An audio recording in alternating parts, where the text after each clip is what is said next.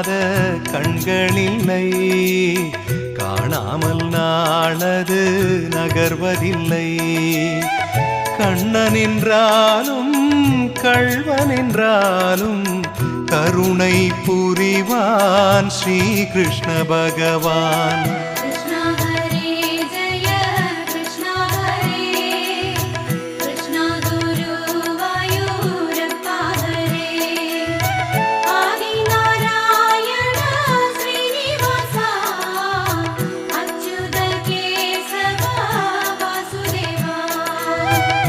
அழகிய கண்ணனின் அடிதனை எண்ணுவர், அவனது தொல்லைகள் அனைத்தையும் தாங்குவர்.